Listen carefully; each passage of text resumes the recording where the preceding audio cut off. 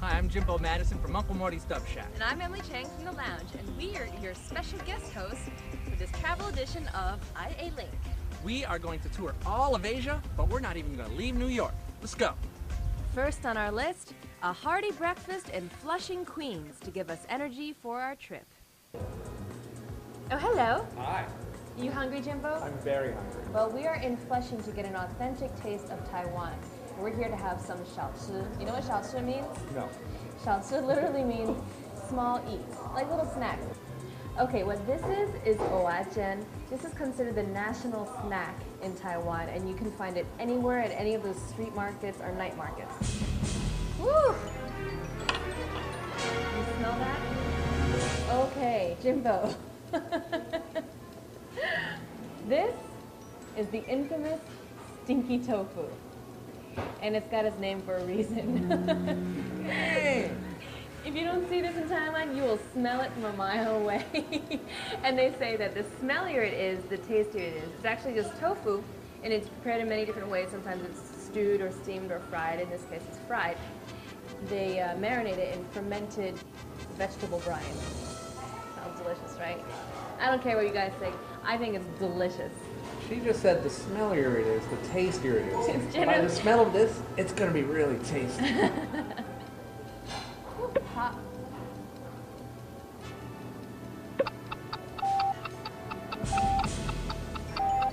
Well, I think it's delicious. The Taiwanese hamburger, you can see inside. It's actually pork belly inside of a steamed bun and a little bit of parsley on top. Next up, I wanted to show Emily where I get some of my oh-so-crazy Japanese toys. So we hopped over to the East Village.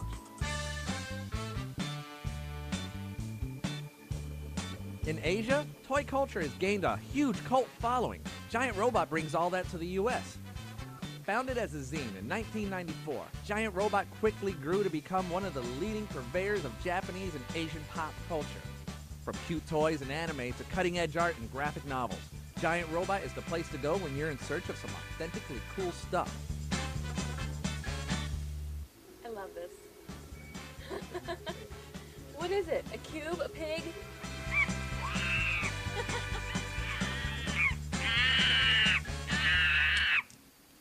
While we were in the neighborhood, we decided to pick up some authentic Japanese street food. We are at Otafuku. We are getting okonomiyaki and takoyaki. Takoyaki is also known as octopus balls. Octopus balls. Yeah, balls of octopus. Yeah. It's got a special sauce, some seaweed powder, and mayo on it. Okonomiyaki is, it's like a pancake. It's known as the Japanese pizza. Okonomi actually means what you want, and yaki means Like cooked. Cooked. So Grilled. it's kind of like yakisoba or yakitori. Yeah, what you want grilled. You can get it with shrimp, you can get it with pork, you can get it with beef. It comes with bonito, fish flakes on top, and it's a wonderful thing. Let's try it. All right, here we go. Taco balls.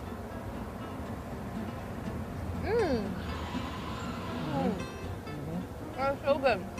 Now this is really popular as street food in Japan. So it's kind of like a snack that you eat on the go. Next up, a history lesson from Chinatown's resident experts, the Museum of Chinese in the Americas. The Museum of Chinese in the Americas, its mission is to reclaim, preserve, and present Chinese American history. And one of the legacies of Chinese American history is the Chinese Exclusion Act. The consequences of that is the Chinatown community that when the first group of Chinese who came and settled in New York, they decided to live close to each other in the same neighborhood to help support each other. And that's how Chinatown started to grow. And so here we have the different instruments and different costumes for Cantonese opera performance. And right beneath that is a suitcase that actually belonged to a Chinese American soldier. He fought in World War II, and because of the Exclusion Act, he couldn't bring his family over, and so he left all his belongings to where he called home, the Cantonese Opera Club. A lot of Chinese families are associated with laundry work, and a lot of that has to do with discrimination, and that's why you see a lot of Chinese immigrants associated with the service industry. Wow. And check out all these different irons. Iron used to weigh 8 pounds, and so laundry work was also called 8-pound livelihood. Next, we headed north to West 32nd Street, better known as Koreatown. One memorable thing about Korea is the street food sold at stalls at all hours of the night. So we visited Pocha 32, a restaurant that brings all that right here to the U.S.